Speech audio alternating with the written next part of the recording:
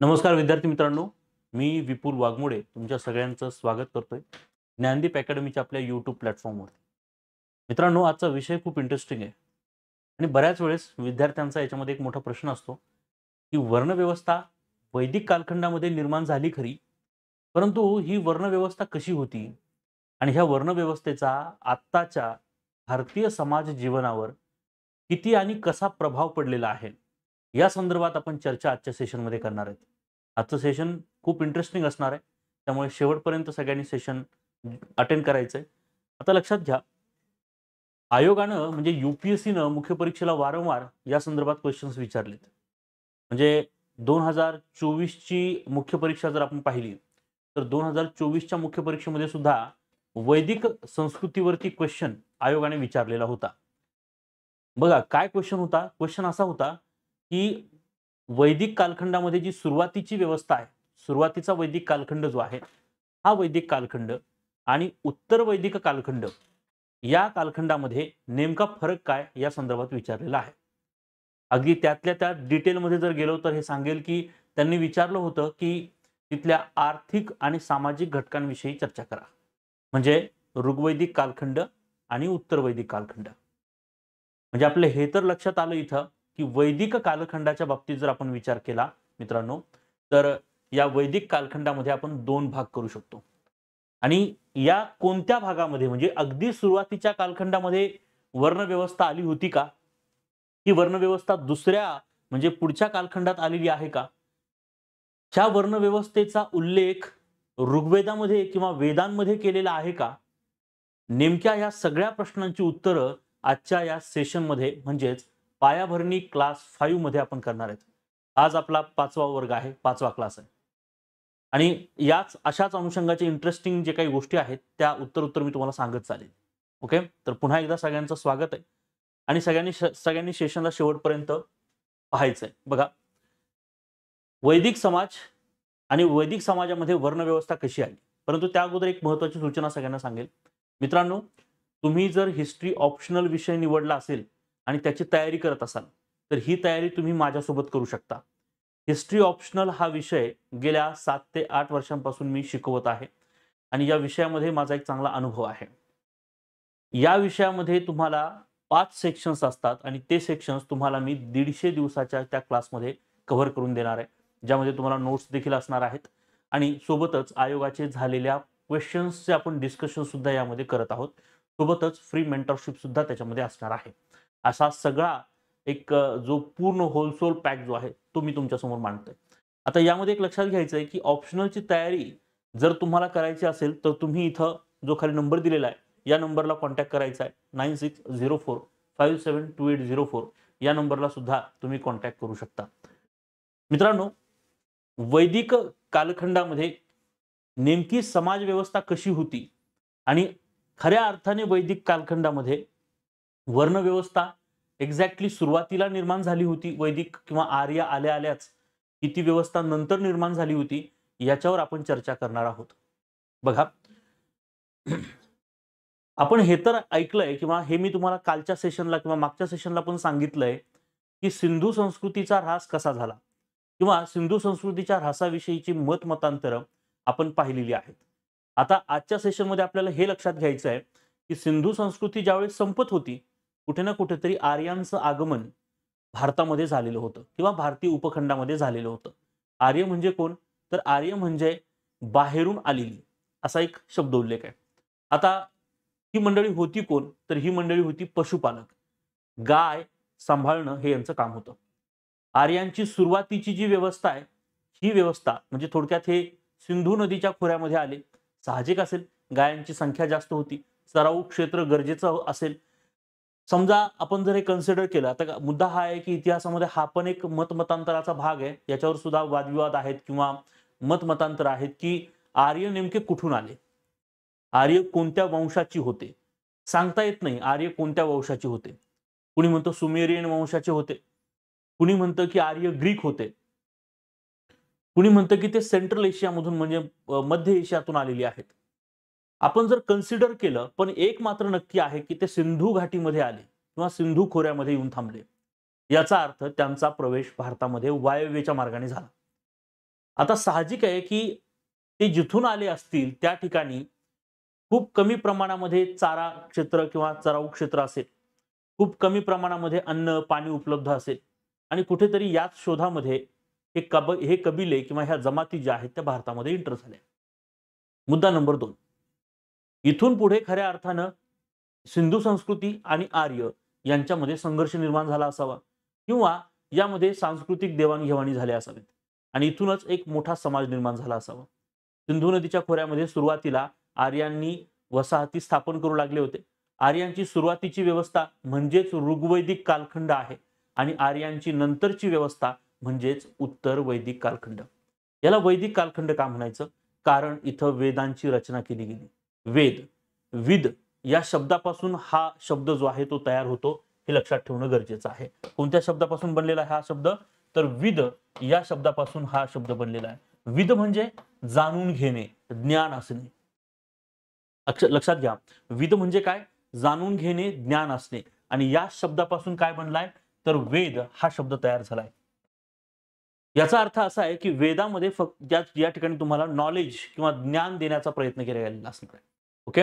आणि म्हणून बघा, आपण सुरुवातीचा जो कालखंड आहे तो वैदिक कालखंडामध्ये आपण म्हणू शकतो की इसवी सन पूर्व 1500 ते इसवी सन पूर्व 600 हा जो टोटल कालखंड आहे तो वैदिक कालखंड आहे. यामध्ये मी त्याचे 2 भाग करू शकतो. बघा, पहिला जो भाग आहे तो आहे ऋग्वैदिक कालखंड. या ऋग्वैदिक कालखंडामध्ये इसवी सन पूर्व 1500 ते 1000 असा 500 वर्षांचा कालावधी मी या ठिकाणी कन्सिडर करू शकतो. दुसरीकडे दुसरा जो भाग आहे तो आहे उत्तर वैदिक कालखंड. उत्तर वैदिक कालखंड आणि हा कालखंड इसवी सन पूर्व 1000 ते 600 असा कन्सिडर करता येईल. म्हणजे 400 वर्षाचा कालखंड आपण कन्सिडर करूया. म्हणजे टोटल 900 वर्षांचा हा वैदिक कालखंड आहे, हे लक्षात घ्या. म्हणजे आपल्याला हे तर कळालं की याचे 2 भाग आहेत, ऋग्वैदिक आणि उत्तर वैदिक. Done, clear. पुढचा मुद्दा, दक्षिण रशिया ते मध्य एशियातून ही लोक आली असावीत. ही लोक एकाच वंशाचे होते का नव्हते याच्यामध्ये पण शंका आहे. ओके. परंतु या लोकांची संस्कृती एकच होती आणि मी संस्कृतीचा अर्थ तुम्हाला सांगितलाय. संस्कृती म्हणजे काय? ठराविक परिस्थितीमध्ये ठराविक पद्धतीनं जगणं. लक्षात ना. थोडक्यात सांगायचं असं की एखादा समाज ठराविक वेळेला ठराविक गोष्टी ठराविक परिस्थितीमध्ये काही पद्धतीनं करत असेल तर तो त्या कल्चरचा भाग बनतो. एखाद्या व्यक्तीचं जसं नेचर असतं ना, तसं समाजाचं कल्चर असतं. हे लक्षात घ्या बरं का. तसं ही जरी लोक वेगवेगळ्या जमातीची असली किंवा वेगवेगळ्या वंशाची असली तरी सुद्धा यांचं कल्चर एकच होतं. ही सगळी मंडळी पशुपालक होती. यांचा मुख्य व्यवसाय पशुपालन होता. पशुपालनासोबत शिकार करणे आणि मध गोळा करणे अशा गोष्टी या जमाती करत असाव्यात असं म्हणलं जातं. क्लिअर इथपर्यंत सगळ्यांना? आता पुढचा मुद्दा, घोडा हा अतिशय महत्वाचा प्राणी यांना माहिती असावा असं म्हणलं जातं. कारण तुम्हाला मी सांगेल की घोड्याचा वापर खूप प्रतिष्ठित पद्धतीने त्यांनी नंतर केलेला आहे. ओके. दुसरी गोष्ट, सुरुवातीच्या वसाहती यांनी सिंधू खोऱ्यामध्ये स्थापन केल्या होत्या.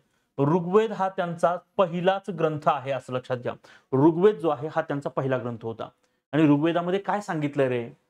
ऋग्वेदामध्ये काय सांगितलंय?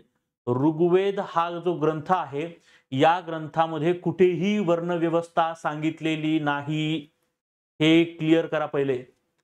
वर्णव्यवस्था ऋग्वेदामध्ये सांगितलेली नाही. ऋग्वेदामध्ये ईश्वराची स्तुती केलेली आहे, देवदेवतांची स्तुती आहेत. आणि देवदेवता भी कोणत्या? लक्षात घ्या मित्रांनो, निसर्गातील वेगवेगळे जे घटक असतात या वेगवेगळ्या घटकांच्या वेगवेगळ्या देवाच्या स्वरूपाला त्यांनी मान्य केलेलं आहे. जसं सिंधू संस्कृतीतील लोक निसर्ग पूजक होती, मान्य, तसं वैदिक कालखंडामध्ये ही लोक निसर्ग पूजकच होती, परंतु निसर्गाच्या वेगवेगळ्या एककाला त्यांनी वेगवेगळ्या देवाचं स्वरूप मानलं होतं. यांच्याकडे मूर्ती तयार झालेल्या नव्हत्या. देवाच्या मूर्तीची पूजा वगैरे केली जात नव्हती. यज्ञविधी केला जात होता आणि प्रार्थनेला महत्व होतं. सगळ्यात महत्वाचं यज्ञाला महत्व दिलं जात होतं. लक्षात, देवाला प्रसन्न करण्यासाठी यज्ञ. आणि यज्ञामध्ये जे काही गोष्ट टाकली जाईल त्याला हवी असा शब्द आहे. हवी. यज्ञामध्ये अर्पण केली जाणारी गोष्ट म्हणजे हवी. आणि ही हवी जी आहे या हवीला पवित्र मानलं गेलेलं आहे. याच्यामध्ये गाईचं दूध आणि दुग्धजन्य पदार्थ अशा गोष्टी ज्या आहेत म्हणजे तूप वगैरे हे हवी म्हणून सोडलं जातं. यामध्ये यज्ञाला हळूहळू खूप मोठं महत्व प्राप्त होणार आहे. ऋग्वैदिक कालखंड म्हणजे आर्याची सुरुवातीची व्यवस्था. आर्य अतिशय सुरुवातीला कशा व्यवस्थेत राहत होते ती व्यवस्था म्हणजे ऋग्वैदिक कालखंड आहे, हे लक्षात घ्या. ज्यामध्ये ऋग्वेदाची रचना झालेली आहे. या ऋग्वेदामध्ये काय असतात तर ऋचा असतात. बघा एखाद्या कवितेला कडवे असतात बघा. कडवा स्टांजा आपण म्हणतो ना, कडवा 1 2 3 असे कडवे असतात. 3-4 कडव्यांची साधारण एक कविता बनते असं समजूया. म्हणजे हे जे कडवे आहेत ना, या कडव्यांमध्ये ईश्वरांची स्तुती केलेली आहे. याला ऋचा असा शब्द आहे. याला काय शब्द आहे रे? ऋचा असा शब्द आहे. ऋचा. अशा अनेक ऋचांचा मिळून काय बनतो? सूक्त बनतो. काय बनतो रे बाळांनो? सूक्त बनतो. सूक्त म्हणजे एखादी कविता, थोडक्यात असं समजूया. म्हणजे ऋचा, सूक्त आणि अशा अनेक सूक्तांचा मिळून म्हणतो मंडल. काय बनतं? मंडल. आणि अशा 10 मंडलांचा मिळून काय बनलेला आहे? ऋग्वेद बनलेला आहे. ऋग्वेद किती मंडलांचा बनलेला आहे? 10 मंडलांचा बनलेला आहे. आणि ऋग्वेदामध्ये ईश्वराची स्तुती केलेली आहे. ऋग्वेदामध्ये काय केलेली आहे? ईश्वराची स्तुती केलेली आहे. आणि ते जे काही कडवे आहेत त्याला ऋचा असं म्हणलं जातं. आणि हेच वैदिक मंत्र आहेत. यज्ञामध्ये म्हणली जाणारी जी मंत्र आहेत तीच ऋचा. हे लक्षात घेणं गरजेचं आहे. ओके. ईश्वराला प्रसन्न करण्यासाठी ईश्वराची स्तुती करणं. याच्यामध्ये कुठेही नियमावली नाहीये, कुठेही रचना केलेली नाहीये समाजाची, कुठेही वर्णव्यवस्था सांगितलेली नाही. समजतंय? मग आर्यांची सुरुवातीची व्यवस्था कशी होती बरं, हे जरा अभ्यासूया आपण. बघा लक्षात घ्या, आर्यांची जी सुरुवातीची व्यवस्था आहे, हा जो कालखंड आहे त्याला आपण ऋग्वैदिक कालखंड सुद्धा म्हणू शकतो. ऋग्वैदिक कालखंड पण या ठिकाणी मी त्याला उल्लेखित करू शकतो. कारण इसवी सन पूर्व 1500 ते इसवी सन पूर्व 1000 हा जो काही 500 वर्षांचा कालखंड आहे, आर्यांची सुरुवातीची व्यवस्था भारतामध्ये इस्टॅब्लिश होऊ लागली होती. या कालखंडामध्ये आर्यांचा प्रमुख व्यवसाय जो आहे तो पशुपालन राहिलेला आहे. पशुपालन आणि शिकार करणे हा व्यवसाय राहिला आहे. एखाद्या समूहामध्ये ज्या पद्धतीच्या रचना असतात तशीच रचना या ठिकाणी आर्यांची असणार आहे, हे लक्षात घ्या. आर्यांची सुरुवातीची रचनेमध्ये लक्षात घ्या, यांच्याकडे जो राजा असणार होता, हा राजा म्हणजे लोकांकडून म्हणजेच प्रजेकडून निवडलेला असणार आहे. म्हणजे थोडक्यात असं समजून घ्या, वेगवेगळ्या गायींच्या समूहाच्या भोवती राहणारा एक समाज, त्याला गोत्र असं म्हणलं गेलेलं आहे. ओके. असे खूप सारे गोत्र आहेत, वेगवेगळे गोत्र आहेत. गायींच्या वेगवेगळ्या क्वालिटीज वरून त्या गोत्रांना नावं ठेवली गेलेली आहेत. आता इथं लक्षात घ्या, इथं या प्रत्येक समूहाचा इथं 20 असं म्हणलेलं आहे. जमात. जमात म्हणजे काय? 20 असा शब्द आहे. 20. ओके. 20 म्हणजे जमात. अशा प्रत्येक जमातीचा एक प्रमुख असेल. साहजिक आहे, प्रमुख स्ट्रॉंग असला पाहिजे. कारण जमातीवर होत असलेलं आक्रमण, कारण हे कबीले एकमेकांवर आक्रमण करत असायचे. तर एकमेकांवर होत असलेली आक्रमणं आणि ही आक्रमणं थांबली पाहिजे, यासाठी राजा स्वतः पुढे जाईल आणि यासाठी राजा स्ट्रॉंग लागेल. त्यामुळे प्रजेमधूनच राजा निवडला जाईल आणि तो असा निवडला जाईल की जो सगळी आक्रमणं झेलू शकतो आणि आपल्या गायींची संख्या वाढवू शकतो, किंवा दुसऱ्या कबिल्यावर आक्रमण किंवा दुसऱ्या समूहावर आक्रमण केलं तर तिकडच्या गायांना तो आपल्या गायांमध्ये सामील करू शकतो. अशा स्वरूपाची रचना सुरुवातीची आर्याची होती, हे लक्षात ठेवणं गरजेचं आहे. यामध्ये जे ज्येष्ठ व्यक्ती होते ते इथं यांना धार्मिक सल्ला देत असावेत असं म्हणलं जातं. धार्मिक सल्ला. आणि पुढे हेच पुरोहित बनणार आहेत, हे लक्षात घ्या. पुरोहित म्हणजे थोडक्यात धर्मगुरू, राजा आणि प्रजा अशी व्यवस्था आहे. आणि याच्यामध्ये राजा निवडण्याची पद्धत ही सभा आणि समित्यांच्या माध्यमातून केली जात होती, हे लक्षात घ्या. सभा आणि समिती लक्षात घ्यायचंय. इथं राजा निवडण्यासाठी काही समिती असणार आहेत. राजा निवडण्यासाठी समिती ऑर्गनाइज केल्या जायच्या आणि ह्या समितीनं मिळून म्हणजे लोकांनी मिळून राजा निवडायचा. राजाने कोणता निर्णय घ्यावा यासाठी सभा ऑर्गनाइज केली जायची. आणि विशेष म्हणजे या सभेमध्ये महिलांना सुद्धा स्थान होतं. ज्या महिला सभेमध्ये हजर राहत होत्या तिला सभावती हा शब्द आलेला आहे. कोणता शब्द उल्लेखित केलेला आहे? सभावती हा शब्द उल्लेखित केलेला आहे. मित्रांनो लक्षात घ्या. म्हणून तुम्हाला सांगतोय की ऋग्वेद जो आहे तो अतिशय पवित्र ग्रंथ आहे. यामध्ये कुठेही व्यवस्था सांगितलेली नाही. इथं फक्त आणि फक्त ऋचा आणि देवांची स्तुती सांगितलेली आहे. आणि ही व्यवस्था आर्यांची सुरुवातीची व्यवस्था पण एक आदर्श व्यवस्था आहे की ज्याच्यामध्ये एक प्रकारे घोषित जरी नसलं तरी लोकशाही स्वरूपाची एक रचना असल्यासारखं आहे की लोक सभेच्या समित्याच्या माध्यमातून राजा निवडतील, सभेच्या माध्यमातून राजाला सल्ला देतील आणि राजाला सुद्धा लोकांच्या सल्ल्यावरून काम करावं लागेल. अशा पद्धतीची ही व्यवस्था आहे. हळूहळू ही वीस किंवा हे जमात वाढत गेलं आणि हा समूह मोठा होत गेला, लोकसंख्या वाढत गेली आणि हळूहळू चराऊ क्षेत्राची गरज वाटायला लागली. आणि असे चराऊ क्षेत्र शोधण्यासाठी आता एक जमात दुसऱ्या जमातीवर अटॅक करू लागली आणि संघर्ष वाढू लागले होते. हे तुम्ही लक्षात घेणं गरजेचं आहे. Everyone clear? हळूहळू याच्यामध्ये खूप सारे बदल होत गेले होते. खूप मोठे बदल या कालखंडामध्ये तुम्हाला पाहायला मिळू शकतात. म्हणजे आपण काय काय पाहिलं रे, तर यांच्या सामाजिक क्रियाकल्पामध्ये आपण पाहिलं की कुठे ना कुठेतरी एक अशी व्यवस्था आहे की ज्याच्यामध्ये एकत्र कुटुंब पद्धती आहे. सुरुवातीची अतिशय सुंदर छोटी छोटी गावं वसली गेली होती. लक्षात, पशुपालन हा मुख्य व्यवसाय असणार आहे. यांच्याकडे यज्ञविधीला खूप मोठं स्थान दिलं जात असायचं. ईश्वराची प्रार्थना करणं आणि यज्ञविधीतून ईश्वराला प्रसन्न करण्याची या ठिकाणी व्याख्या असायची, हे लक्षात ठेवा. ओके. ऋग्वेद हा एकच ग्रंथ या कालखंडामध्ये रचला गेला होता आणि पुढचे जे काही ग्रंथ आहेत म्हणजे यजुर्वेद आहे, सामवेद आहे, अथर्ववेद आहे, उपनिषद असतील, त्यानंतर अरण्यके असतील, वेदांग असतील, असे जे काही इतर वैदिक साहित्य आहेत ते उत्तर वैदिक कालखंडामध्ये रचले गेले आहेत, ऋग्वैदिक कालखंडात रचलेले नाहीत. हे लक्षात घेणं गरजेचं आहे. ओके. ह्या गोष्टी स्पष्टपणे क्लिअर सांगतोय आणि अशाच लक्षात ठेवायच्या. ओके. हा बेस तुम्हाला माहिती असणं आवश्यक आहे. आता मित्रांनो, पुढचा महत्त्वाचा मुद्दा की उत्तर वैदिक कालखंड जो आहे, या उत्तर वैदिक कालखंडामध्ये नेमके बदल कसे होत गेले बरं, आता समजून घ्या बरं. काय तर खूप सोप्या पद्धतीने सांगतोय आणि अशाच पद्धतीने तुम्ही जर समजून घेतलं तर तुम्हाला हा टॉपिक खूप सोपा वाटणार आहे. मित्रांनो, ऋग्वैदिक कालखंडाच्या नंतर उत्तर वैदिक कालखंड आपण कन्सिडर करतो. तो आहे इसवी सन पूर्व 1000 ते इसवी सन पूर्व 600. आता इथं आपल्या लक्षात यायला हवं मित्रांनो की इथे व्यवस्था थोडीशी बदललेली आहे. थोडक्यात आता कुटुंब जे आहेत ते सेपरेट होऊ लागलीत, सेपरेट घरे असायला लागलेली आहेत. लक्षात, यांचा प्रमुख व्यवसाय जो आहे तो पशुपालन आहेच आहे, पण आता पशुपालनासोबत शिकार करत नाहीयेत, आता शेती चांगल्या पद्धतीने करतायत. म्हणजे शेतीसोबत पशुपालन आता या ठिकाणी होऊ लागलं होतं. याचा अर्थ आता एक ग्रामीण जीवन जे आहे, मोठं ग्रामीण जीवन जे आहे, ओके, ते आता या ठिकाणी स्थापन होऊ लागलं होतं. हे लक्षात घ्या. बघा, इंडस सिव्हिलायझेशन जगातलं पहिलं सिव्हिलायझेशन आहे असं आपण म्हणतो, बरोबर.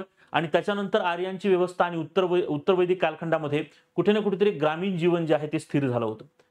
लक्षात ना. आणि त्याच्यानंतरच्या कालखंडामध्ये बघा, ग्रामीण जीवनामध्ये या ठिकाणी लक्षात घ्या, आता जो धर्मगुरू आहे किंवा धर्माविषयी सल्ला देणारा जो व्यक्ती होता पुरोहित, आता इथे यानुसार पुरोहित जो आहे तो राजा जो आहे, तो राजा, हे दोन्ही पद वंश परंपरेने होऊ लागले. म्हणजे आता पुरोहिताचा मुलगा पुरोहित असेल, राजाचा मुलगा राजा असेल.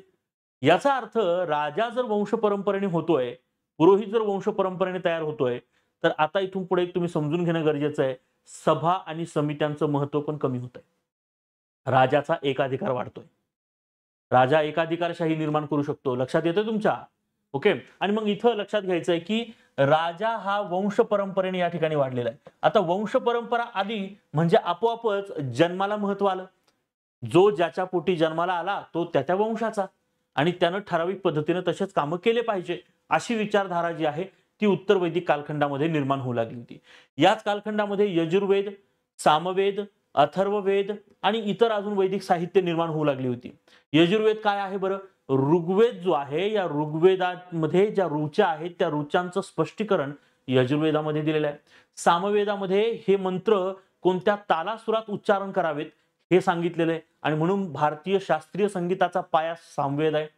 आणि यजुर्वेद काय आहे, तर यजुर्वेदामध्ये हे सांगितलेलं आहे की माफ करा, अथर्ववेद काय आहे, तर अथर्ववेदामध्ये सांगितलेलं आहे की जीवनातील सगळ्या समस्या, सगळे प्रॉब्लेम्स, मग त्या अगदी शेती संदर्भातले प्रॉब्लेम्स असतील, व्यापारा संदर्भातले प्रॉब्लेम्स असतील, सगळ्यांवरचं सोल्युशन तुम्हाला अथर्ववेदामध्ये पाहायला मिळू शकतं. अशा स्वरूपाचं नॉलेजचं भांडार म्हणजे वेद, हे लक्षात घेणं गरजेचं आहे. ओके. आता तुमच्या लक्षात येत असेल की व्यवस्था कशा पद्धतीने बदलत गेली. पुरोहित वंश परंपरेनं, राजा वंश परंपरेनं, आणि म्हणून इथं आता वर्ण व्यवस्था निर्माण झाली. कोणती व्यवस्था निर्माण झाली? वर्ण व्यवस्था निर्माण झाली. ही कोणत्या वेदाने सांगितलेली व्यवस्था नाहीये. वर्ण व्यवस्था वेदाने सांगितलेली नाही. ओके. वेदाने सगळ्या गोष्टी चांगल्या सांगितलेल्या आहेत. ओके. समाजातील काही घटकांतून आता ही व्यवस्था जी आहे ती अशी या ठिकाणी तयार होऊ लागली. आता यामध्ये वर्ण व्यवस्थेमध्ये ब्राह्मण वर्ण, क्षत्रिय वर्ण, वैश्य वर्ण आणि शूद्र वर्ण असे 4 वर्ण जे आहेत या कालखंडामध्ये तयार झाले होते. बघा, हू वेअर शूद्राज हे डॉक्टर बाबासाहेब आंबेडकरांचे एक पुस्तक आहे. यामध्ये आता यामध्ये लक्षात घ्या की ऋग्वेदामध्ये ना शत्रूंना दस्यू असा एक उल्लेख आहे. आणि त्यांच्या समाजामध्ये म्हणजे आर्यांच्या सुरुवातीच्या व्यवस्थेमध्ये दास म्हणजेच दस्यू, हरलेल्या व्यक्तींना पण दस्यू म्हणलेलं आहे. दास म्हणजेच दस्यू आहेत आणि असं म्हणलं जातं की हेच पुढे शूद्र बनले होते. इथे लक्षात ना. ओके, सो संघर्ष जर पाहायला गेलं तर स्थानिकांशी संघर्ष झाला होता. स्थानिक हरले होते, स्थानिक दास बनले होते, दस्यू बनले होते, शूद्र. येते लक्षात ना. पुढे व्यवस्था बनली. वैश्यवर्ण म्हणजे काय, तर वेगवेगळे कामं वेगवेगळ्या पद्धतीने वाटून दिली होती आणि ती कामं करणारा सर्वसामान्य समुदाय. मग ही कामं कशी तयार होणार होती, साहजिक आहे. तर गायांचा कळप आहे तर त्यानुसारच सगळी कामं असणार आहेत. येते लक्षात ना. मडकी घडवणे असेल, येते लक्षात ना, किंवा कातडीपासून काही वस्तू बनवणे असेल, असे वेगवेगळे कामं वेगवेगळ्या गटाकडे सुपूर्द करण्यात आले होते. आणि अशा पद्धतीने ही वर्ण व्यवस्था जी आहे ती तयार झाली होती. राजा बनण्याचा अधिकार क्षत्रियांनाच होता. लक्षात ना. पुरोहित काम करण्याचं काम फक्त अधिकार ब्राह्मण वर्णाला होता. अशा पद्धतीची ही वर्ण व्यवस्था जी आहे ती निर्माण झाली. ही सुरुवातीला एक ठीकठाक व्यवस्था होती, परंतु जसजसा कालावधी उलटत गेला मित्रांनो, ही वर्ण व्यवस्था अधिक जास्त जटिल होत गेली. या वर्ण व्यवस्थे आता हे कशासाठी केलं गेलं होतं, तर हे थोडंसं कामाच्या पद्धतीने क्लासिफिकेशन्स होते आणि हळूहळू आता याच्यामध्ये काही निगेटिव्ह फॅक्टर्स जे आहेत ते एंटर होऊ लागले होते. लक्षात ना.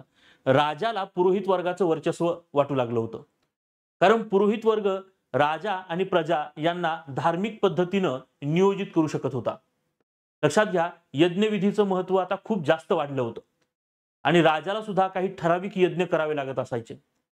आता ग्रामीण इलाका तयार झाला होता, गाव बनलं होतं म्हणजे एक पर्टिक्युलर एरिया तयार झाला होता. लोकसंख्या वाढत गेली, गायांची संख्या वाढत गेली म्हणजे संपत्ती वाढत गेली, कारण गाय हे संपत्तीचं एकक आहे. संपत्ती वाढत गेली तर प्रदेशही वाढला पाहिजे, म्हणून हळूहळू प्रदेशाचे काही क्लासेस तयार व्हायला लागले. म्हणजे छोटा प्रदेश राज्य, भोज्य मोठा प्रदेश, त्यापेक्षा अजून मोठा वैराज्य. लक्षात ना. म्हणजे राज्य, भोज्य, वैराज्य, स्वराज्य, लक्षात, आणि साम्राज्य, साम्राज्याचा सम्राट. अशा पद्धतीनं या ठिकाणी आपण म्हणूया की साम्राज्य विस्ताराच्या काही संकल्पना ज्या आहेत त्या संकल्पनेनी जन्म घेतला होता असं आपल्याला म्हणता येणार आहे. तो मित्रांनो, आपल्याला हे लक्षात आलं पाहिजे की उत्तर वैदिक कालखंडामध्ये ह्या गोष्टी खूप अशा पद्धतीने ज्यावेळेस डिझाईन होत आहेत ना, ओके, त्यावेळेस युद्ध परिस्थिती निर्माण होत आहेत. एक समुदाय दुसऱ्या समुदायावर अटॅक करू शकतोय.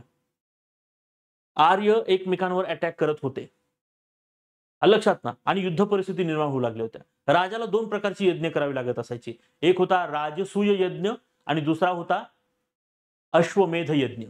राजसूय यज्ञ.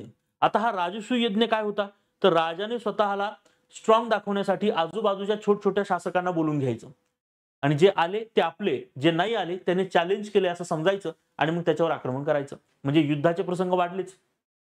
अश्वमेध यज्ञ. राजाने काही स्वतःचा एरिया सांगण्यासाठी हे यज्ञ करावा आणि चारही दिशेला 4 घोडे सोडावेत.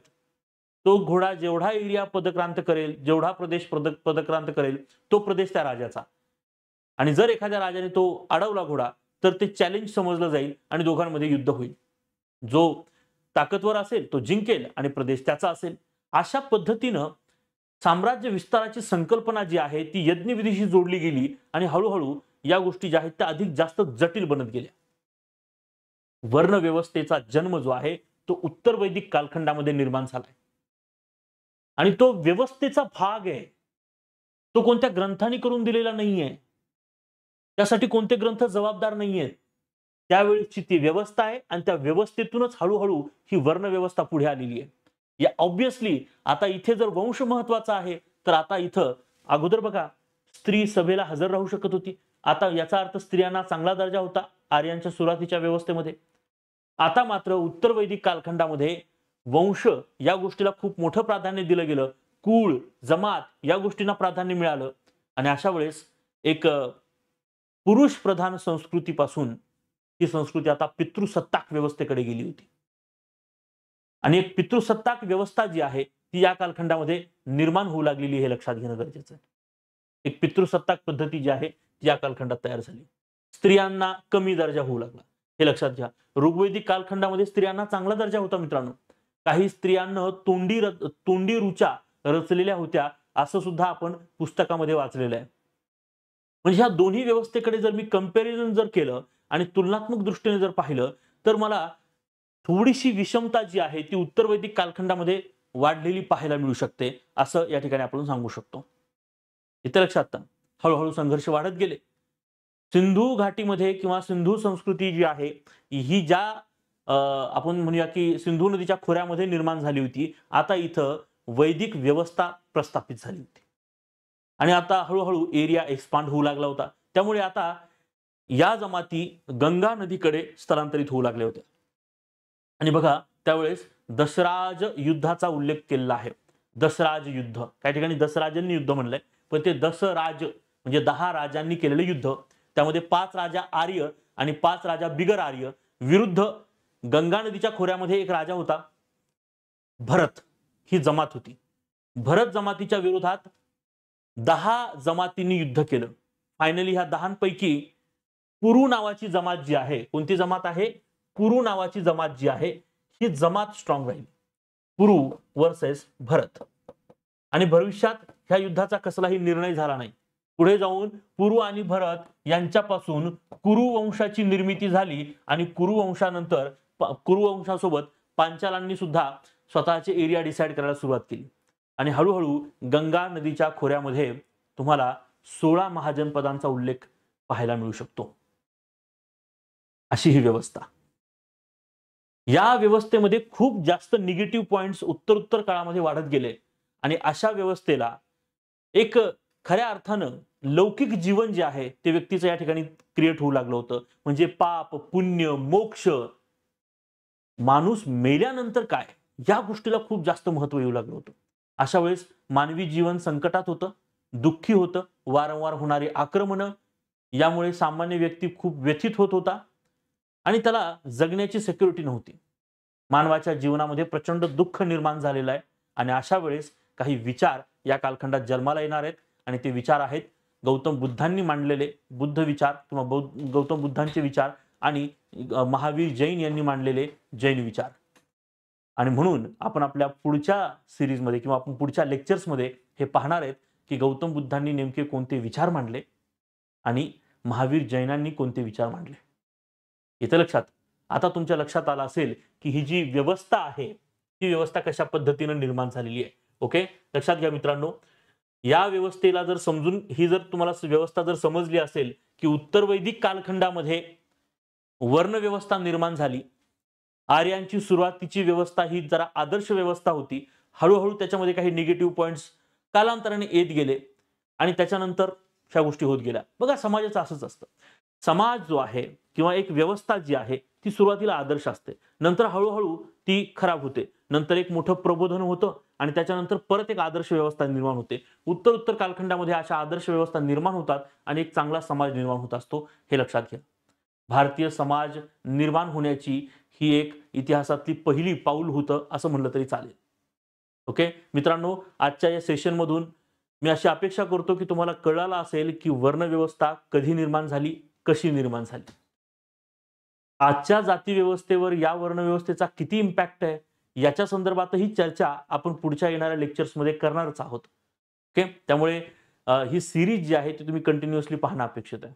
आजचं सेशन तुम्हाला कसं वाटलं हे मला कमेंट बॉक्समध्ये नक्की सांगायचं आहे. तुमचे काही डाऊट्स असतील तर मला कमेंट बॉक्समध्ये नक्की विचारा. परंतु तत्पूर्वी एक महत्त्वाची सूचना मित्रांनो, हिस्ट्री ऑप्शनलची बॅच जी आहे ती बॅच ऑनलाईन आणि ऑफलाईन दोन्ही स्वरूपात तुम्हाला अवेलेबल असणार आहे आणि तुम्ही हिस्ट्री ऑप्शनलची तयारी माझ्यासोबत करू शकता. ओके, आणि ह्या तयारी करण्यासाठी तुम्हाला खाली दिलेल्या नंबरवरती कॉल करायचा आहे. 9604572804 या नंबरवर देखील कॉल केला तरी चालेल. तुमचे काही डाऊट्स असतील तर कमेंट बॉक्समध्ये मला ते डाऊट्स विचारत चला. मला तुमचे डाऊट्स सॉल्व्ह करण्यासाठी नक्कीच आनंद होईल. दुसरा महत्त्वाचा मुद्दा मित्रांनो, जर तुम्ही पुढच्या वर्षीच्या म्हणजे 2026-27च्या राज्यसेवेची तयारी करू इच्छित असाल आणि तशा प्लॅनिंगमध्ये असाल तर एक सुवर्ण संधी तुमच्यासाठी.